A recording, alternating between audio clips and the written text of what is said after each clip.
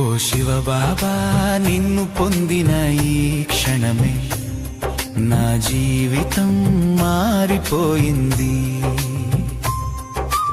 అజ్ఞానాంధకారమంతా తొలగిపోయింది.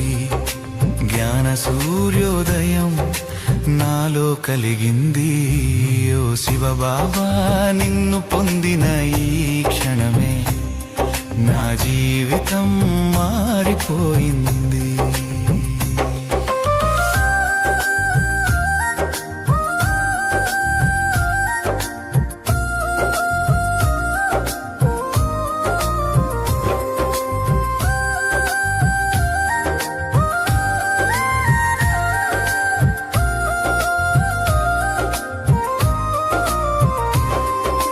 నేనెవరని నన్ను నేనే ప్రశ్నించుకుంటూ, ఈ దేహమే నేననుకొని భ్రమిస్తూ ఉంటిని.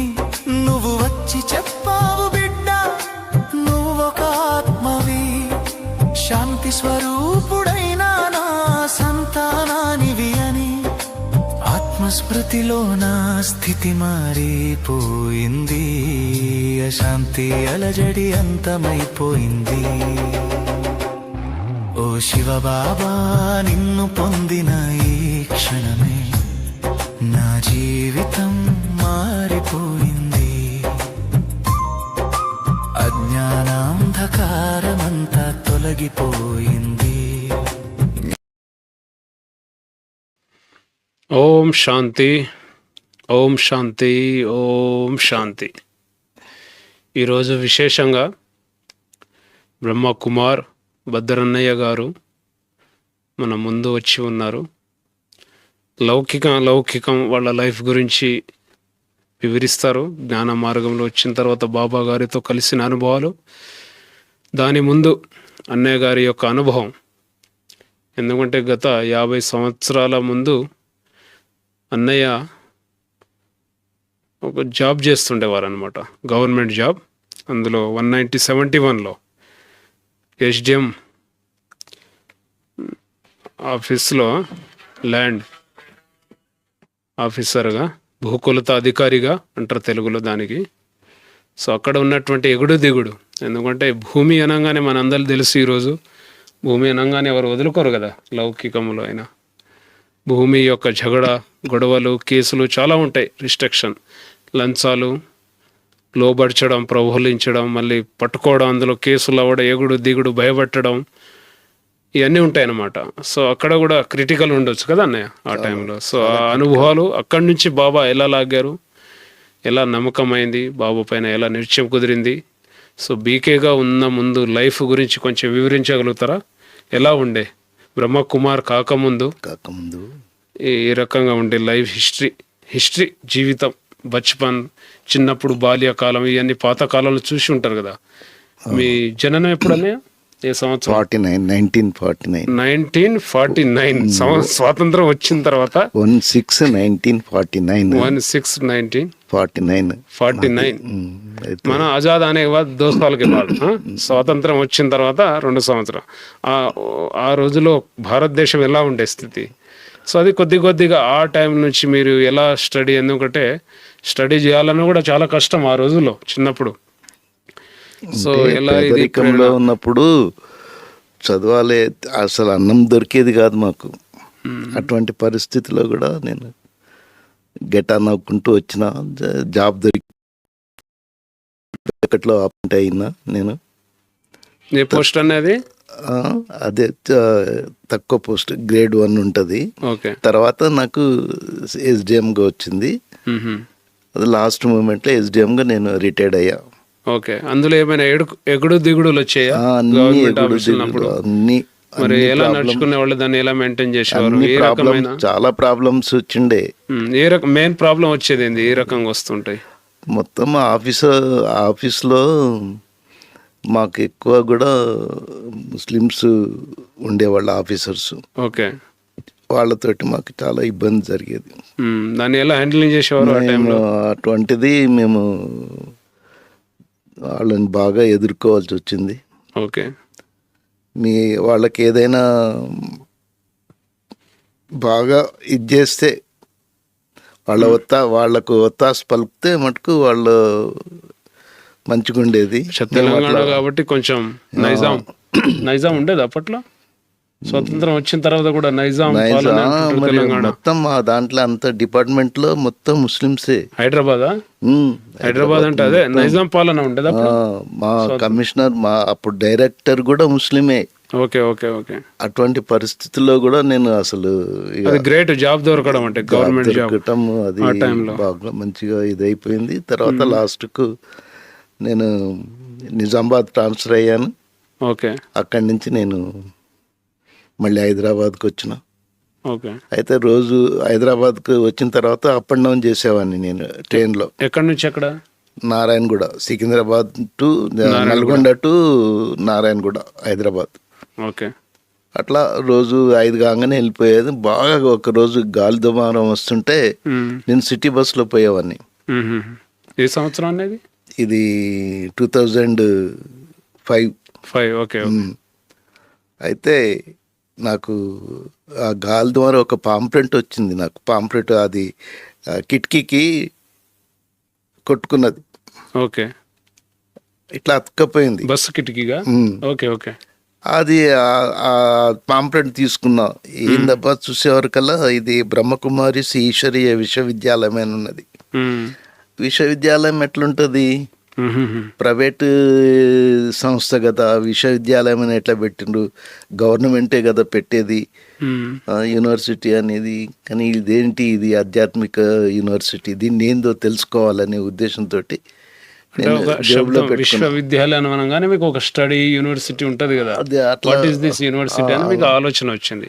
అది పెట్టుకున్న, జేబులో పెట్టుకున్న. సరే అట్లా నా పక్కల ఒక నిజామాబాద్ నుంచి వచ్చిన ఒక అన్నయ్య ఉన్నాడు, మనోహర్ అని. అతను ఆల్రెడీ ఓం శాంతిలో ఉన్నాడు. ఓకే. ఆయన బిడ్డ, ఆయన కొడుకు ఇట్లా చేస్తుంటే నేను 3వ రోజు అతన్ని పరిచయం అయిన తర్వాత ఇక నాకు 4వ రోజు నుంచి ఈ ఓం శాంతి తెలుసుకో, నువ్వు భగవంతుడిని తెలుసుకో అని చెప్పి నా ఎమ్మడి పడ్డాడు. నేనే ఎడ తెలుసుకుంటా, నేను తెలుసుకోలేను, నేను నాకు అవసరం లేదు, నేను నాస్తికత్వంలో ఉంటుని, నాకు వద్దులే, నాకు ఇవన్నీ ఎందుకు అని ఇక ఎమ్మడి పడ్డాడు బాగా. లేదు బాగా ఇది చేసి నాకు వాళ్ళ సిస్టర్ తోటి జ్ఞానం ఇప్పించాడు. ఓకే. మంచి 7 రోజుల కోర్సు. ఒక 6 రోజులు అయిన తర్వాత సండే వచ్చింది. సండే ఇంటికి రాగానే మళ్ళీ ట్రైన్లో వెళ్ళిపోయి అది లాస్ట్, అది వాళ్ళ సండే రోజు మంచిగా 7 రోజుల కోర్సు తీసుకున్నా. కానీ అయినా కూడా నాకు ఇంకా ఎక్కలే. ఇంకా నేను ఎందుకు, సరే తీసుకోవటం అయితే తీసుకున్నా, కానీ నాకు ఇంకా అర్థం కావట్లేదు అసలు. ఓకే. తర్వాత ఇది ఏంది, ఇది పాంప్లెంట్ చూపెట్టిన, అరే ఇదే అని చెప్పాడు అనమాట. Okay okay. ఇదే మా సంస్థ, అట్లా అట్లా తెలుసుకోవాలని ఇక అప్పటి నుంచి బాగా ఇది అయిపోయింది. ఓకే. తెలుసుకున్నా. నేను ఇక్కడ తీసుకుంటున్నా ఆడ మా ఇంటికాడ నాగలక్ష్మక్కయ్య శాంతినగర్లో సత్సంగం పెట్టింది 30-40 మందితోటి. కాలనీలో కదా? కాలనీలో 2005. Okay okay. అంతా ఇట్లా జరుగుతుంది. ఇక పడే అని అట్లా అనుకొని ఇక బాలాజీ ఫంక్షన్ హాల్లో నడిచింది. కొన్నాళ్ళు మా ఇంట్లో పెట్టారు గీతా పాఠశాల. అప్పటికే 40 మంది జ్ఞానం తీసుకున్నారు. చాలా వరకు ట్రాన్స్ఫర్ అయ్యి వెళ్ళిపోయారు కొంతమంది. అక్కడి నుంచి మళ్ళా కొత్త బాలాజీ ఫంక్షన్ హాల్లో కూడా కొన్నాళ్ళు 2-3 సంవత్సరాలు అక్కడ పెట్టిన. ఇక అక్కడ కూడా వాళ్ళు ఊరికే మటన్ కోస్తూ ఉన్నారు. అది బాగలేక మేము అక్కడి నుంచి చేంజ్ చేసేసి మా ఇంటి పక్కల ఖాళీ ఉంటే దాంట్లో పెట్టినా అన్నమాట. అన్నయ్య, ఈ జ్ఞాన మార్గంలో మీరు తొందరగా క్యాచ్ చేశారు ఇది. అవును. 2025లోనే జ్ఞానం తీసుకోవడం, కోర్స్ తీసుకోవడం, దాని తర్వాత ఇంటికి వచ్చి మళ్ళీ అందులో ఇంకా మళ్ళీ డబుల్ కోర్స్ డబుల్ అయిపోయిన తర్వాత మళ్ళీ వెంటనే నిర్ణయించుకొని గీత పాఠశాలగా ఒక రూమ్ తీసుకొని నడిపించడం సమూహం. ఆ 40 మందిలో మీరే ఉండిపోయారు కదా, అందరు వెళ్ళిపోయి. ఉండిపోవడానికి కారణం ఏ పాయింట్ మీకు అట్లా నిత్యం అనిపించింది పక్కగా ఇందులో ఉండిపోయి నడవాలనేటువంటి ఆకర్షణ కేంద్రం ఏంటిది ఈ జ్ఞానంలో మెయిన్ ముఖ్యంగా? భగవంతుడు అంటే శివుడే కదా. ఓకే. నేను అప్పటికి నేను మొక్కకపోయేది పటాలకు కానీ రాయి రపలకు నేను మొక్కకపోయేవాడిని, నమ్మేవారు కాదు. అయితే ఇది అంటే నేనేమంటా అంటే మనుషులు భగవంతుడు కాదు, శరీరధారి భగవంతుడు కాదు అని నేనంట. అంటే వాళ్ళు ఏమంటారంటే శంకరుడు భగవంతుడు అని వాళ్ళు అంటారు. ఓకే. అక్కడ మాకు వచ్చేసి ఇదేందో అని ఇక నేను దాన్ని పట్టుబట్టి నేను సరేలే అని ఇట్లా ఈ విధంగా రోజు ఒక టీచర్ అన్నయ్య వచ్చి మాకు రోజు లెసన్ చెప్పటం. నేను 2007లో నేను రిటైర్డ్ అయిపోయా. ఇక కంటిన్యూషన్గా వస్తున్నాడు, రోజు లెసన్ చెప్తున్నాడు. దాని ముందు జ్ఞానంలో భగవంతుడు దేహధారి కానటువంటి ఒక శక్తి అంతే, అంతేగాని అలా మనసులో ఉండిపోయింది అంతే, ఎవరు చెప్పలే. నేను ఒకటే, ఎవరైనా భగవంతుడు ఉన్నాడు అని అంటే నేను అనేవాడిని ఏంటంటే మనకు కనపడని శక్తి ఒకటి నడిపిస్తుంది, అదృశ్య శక్తి నడిపిస్తుంది, అతడే భగవంతుడు. అది శంకరుని కూడా మీరు నమ్మేవారు కాదు. జ్ఞానంలో వచ్చిన తర్వాత అప్పుడు మొత్తం డీటెయిల్గా తెలిసింది. శంకరుడు కాదు శివుడు, శంకరుడు శివుడు ఒక్కటే అని అంటారు వీళ్ళు. ఓకే. ఓకే. తర్వాత చిన్న చిన్నగా తెలిసిపోతుంది అనమాట. ప్రథమంగా మీరు సెంటర్లో అడుగు పెట్టారుగా, ఒకటి గీత పాఠశాల, రెండోది సెంటర్లో. సెంటర్ అప్పుడు బీట్ మార్కెట్లో ఉండేదా? బీట్ మార్కెట్లో ఉండే. బీట్ మార్కెట్లో ఉన్నప్పుడు అక్కడ అక్కయ్యలో పరివారాన్ని అంతా గ్రస్తులే కదా, వాళ్ళందరూ కూడా జాబ్ చేసేవాళ్ళు, బిజినెస్ చేసేవాళ్ళు. అప్పుడు అంతమంది 7-8 మంది వచ్చేది, ఎవరికెవరు మాటలు మాట్లాడేవాళ్ళు కాదు. అప్పుడు అంతా అట్లా. ఆ పరివారాన్ని చూసినప్పుడు ఏమైనా అనిపించిందా అక్కడ? నాకేం అనిపించలే అట్లా. కానీ ఒకటేందంటే బాగా ఇక నాకు వేరే దిక్కు లేకపోయింది. ఇక నేను ఇంకెక్కడ ఎవరిని నేను నమ్మే పరిస్థితిలో లేకుండా అయిపోయింది. రిజెక్ట్ చేశారు అన్ని అదృశ్య శక్తి అని. అది అట్లా ఆ ఉద్దేశంగానే నేను దీంట్లో పక్కా కావాల్సి వచ్చింది. అయితే లాస్ట్ కూడా ఏమైందంటే నేను ఒక 4-5 సంవత్సరాలు అయిన తర్వాత కూడా నాలో పరివర్తన రావట్లేదు. ఓకే. మా వాళ్ళ పరివర్తన కూడా రావట్లేదు ఇంట్లో. మరి ఎందుకు పరివర్తన? జ్ఞానం ఎందుకు? ఇక మనలో పరివర్తన లేనప్పుడు మనకు ఎందుకు ఈ జ్ఞానం అని చెప్పేసి అలిగిన నేను.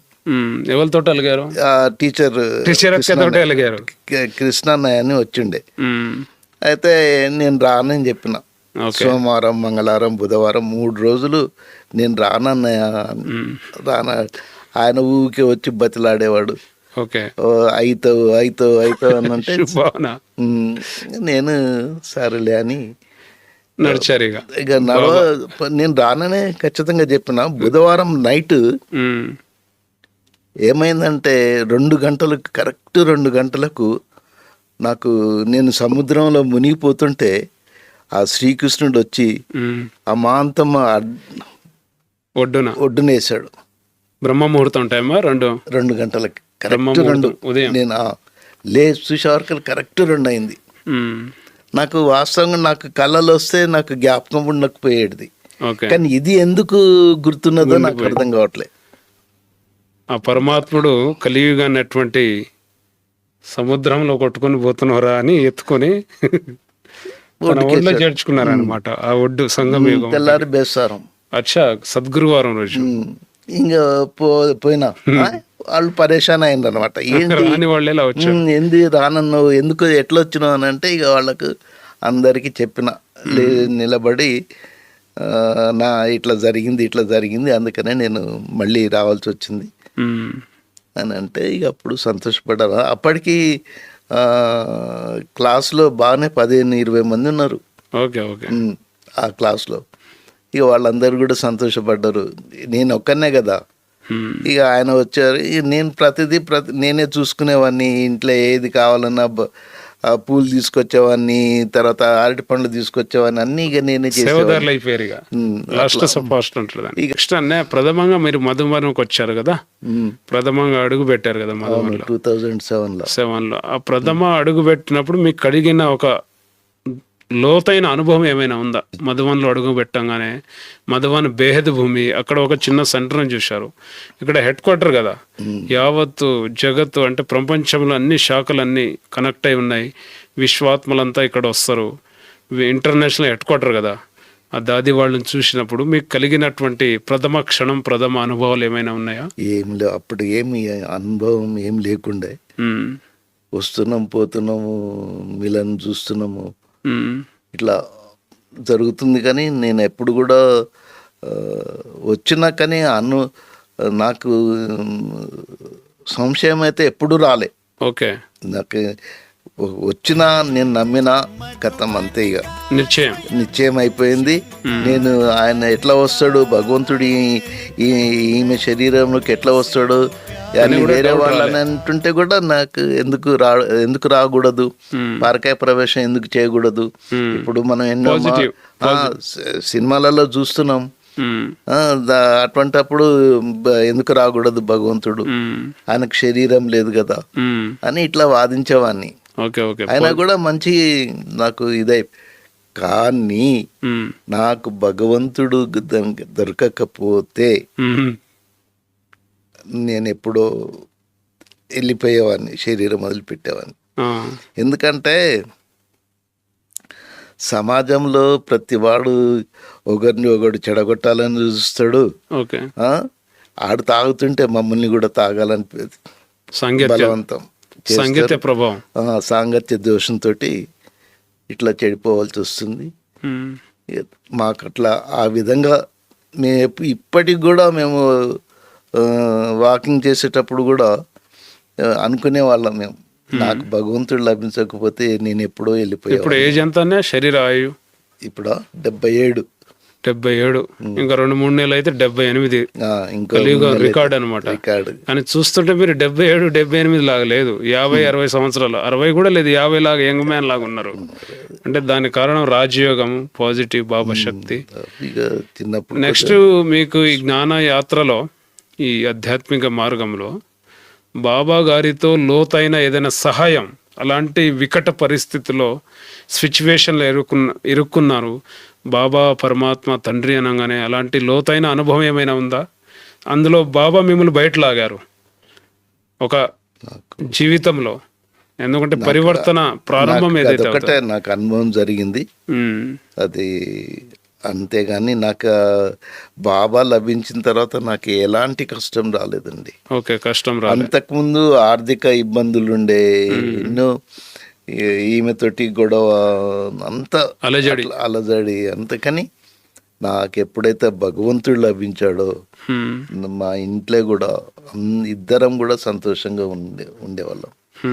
కానీ నాకు ఎప్పుడు కూడా ఆర్థికంగా సరే, ఇప్పుడు కూడా మంచిగా, అప్పుడంటే జీతం సరిగా కొద్దిగా వచ్చేది, ఇప్పుడైతే మంచిగా సఫిషియెంట్గా వస్తుంది. ఇప్పుడు నిశ్చింతంగా ఉన్నారు, బాగున్నా, అంతే. ఏ టెన్షన్ లేదు, ఏ అలజడి లేదు, సుఖీ జీవితం అంతే, ఏ సమస్య లేదు. ఎందుకంటే బయట ఈ ఏజ్లో చూస్తే చాలా, అంటే ఏజ్ అయినా, జాబ్ అయిపోయినా, రిటైర్మెంట్ అయిపోయినా పిల్లల టెన్షన్లు ఉంటాయి, పిల్లలు కాకపోతే అప్పుల టెన్షన్ ఉంటాయి, అప్పులు కాకపోతే సమాజ టెన్షన్ ఉంటుంది.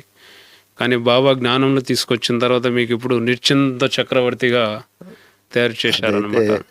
నేను వేరే వాళ్ళకన్నా నాకే అనుభవం అవుతుంది అట్లా, నేను నిశ్చింతంగా ఉన్నా. నేనైతే అది పెద్ద నాకు వరదానం అన్నట్టే. అది నిశ్చింతమైనటువంటి శబ్దం కూడా గాడ్ బ్లెస్ యూ అంతే.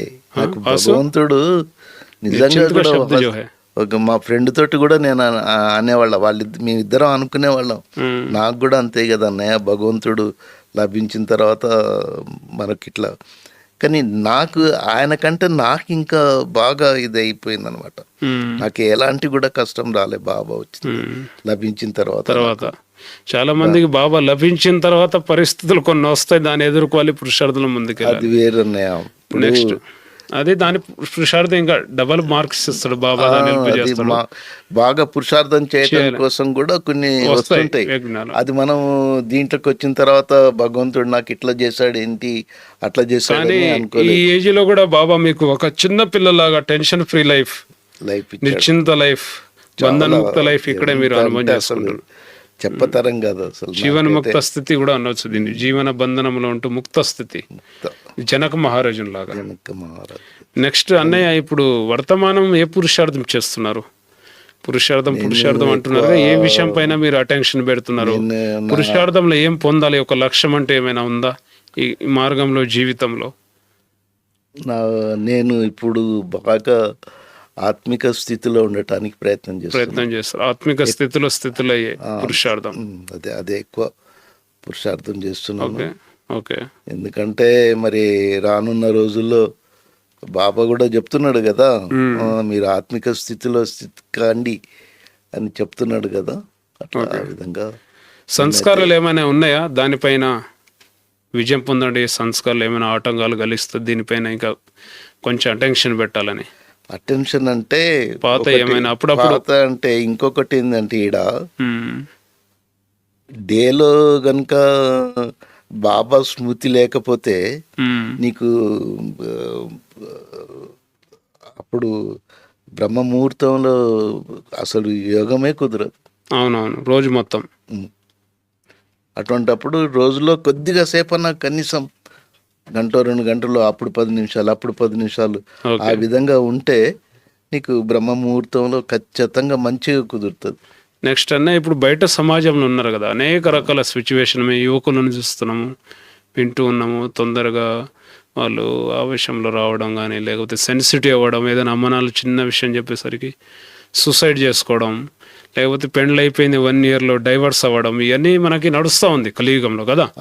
స్కూల్లో పిల్లలు చూసినట్లయితే కూడా వాళ్ళపైన ప్రెషర్ ఎక్కువ ఉంటుంది, కాంపిటీషన్ అని ఇవన్నీ ఉన్నాయి. నెక్స్ట్ చదువులో కూడా చూడండి, చదువు కూడా ఒక రకంగా బయట చూస్తే బిజినెస్ అయిపోయింది. ఆ చదువు, గురువు శిష్యుల మధ్య ఉన్నటువంటి ఆ సంబంధం కూడా ఇప్పుడు అది డౌన్ఫాల్ వెళ్ళిపోతుంది. ఏదైనా ఉంటే బిజినెస్, హెల్త్ పర్పస్లో చూస్తే హాస్పిటల్ ఎక్కడైనా చూద్దామన్నా ఆ నిస్వార్థ భావన అది కూడా లేదు, అది కూడా మొత్తం బిజినెస్ అయిపోయింది. అలాంటి అలజడి మీరు చూస్తూ ఉన్నారు, మాకంటే మీరు ఎక్కువ బయట ప్రపంచంలోనూ. అందులో ఉంటూ కూడా మనం సేఫ్గా ఉండాలంటే ఏం చేయాలి? ఎందుకంటే ఇప్పుడు సంసార జీవితం ఉన్నప్పుడు ఇప్పుడు చాలామంది, సరే మీకు అయితే రిటైర్మెంట్ అయిపోయింది, మీరు నిశ్చింతంగా ఉన్నారు, మీ వరకే పురుషార్థం ఓకే. ఇలాంటి బిజీ లైఫ్లో ఉన్నవాళ్ళు కొంతమంది బయట కనెక్ట్ అయి ఉంటారు కదా, ఇలా బిజినెస్లో కూడా ఎగుడు దిగుడు వస్తుంటాయి, ఆఫీస్ వర్క్లో అందులో మనము ఏ రకమైన పురుషార్థం చేస్తే, మీరు అన్నారు కదా నిశ్చింతంగా ఉంటాము, సుఖంగా ఉంటాము, అది ఏ పురుషార్థం చేస్తే బాగుంటుంది బయట? అలా వాతావరణంలో ఉంటూ కూడా వాతావరణ ప్రభావం నుండి ముక్తులుగా ఉండాలంటే ఏం చేయాలి? అలాంటి ఏమైనా ఉపాయం ఉందా మీ అనుభవంతో? అలాంటి వాళ్ళకి ఆల్రెడీ బాగా ఎట్లా ఉందంటే, ప్రపంచం సమాజం ఎట్లా ఉందంటే, ఒకేసారి కోటిషన్ని కావాలని ఒక ఆలోచనలో ఉన్నారు, దాంతో బిజీగా ఉంటున్నారు. కష్టపడకుండానే డబ్బులు సంపాదించాలి, తక్కువ సమయంలో ఎక్కువ డబ్బులు, ఆ విధంగా ఉన్నారు. దీన్నంతటి కూడా నేను సాక్షి, నాకు కూడా 2-3 సార్లు కొన్ని తగిలినాయి, కానీ నేను సాక్షి అయి చూస్తున్నా. నేను అంతే, డ్రామా అంతే, డ్రామాలో ఎట్లా జరిగితే అట్లా. ఇప్పుడు చాలామంది బాబా పిల్లలు ఉన్నారు కదా అన్నయ్య, జ్ఞానంలో నడిచే వాళ్ళకి ఏ రకమైన మార్గదర్శనం ఇస్తే సేఫ్గా ఉండగలుగుతాం? భలే ఎన్ని లెక్కల కార్యాలు సేఫ్గా ఉండాలంటే ఏం చేయాలి? ఇవాళ బ్రహ్మకుమారిస్ ఈ జ్ఞానం కనుక లేకపోతే కంప్లీట్గా నాశనం అయిపోతున్నారు పిల్లలు. విన్నారా? డ్రగ్స్కి అలవాటు పడి, తాగుడుకి అలవాటు పడి, అన్ని రంగాలలో ఉన్నారు, వ్యసనాలకు. ఇటువంటి సమయంలో వాళ్లకు బ్రహ్మకుమారిస్ జ్ఞానం చాలా అవసరం.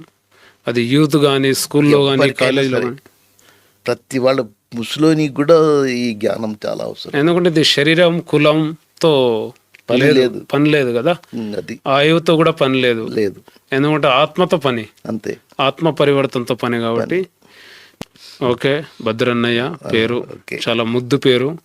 భద్రన్న అంటే ఏంటి? బద్రి, బద్రి. వీరభద్ర.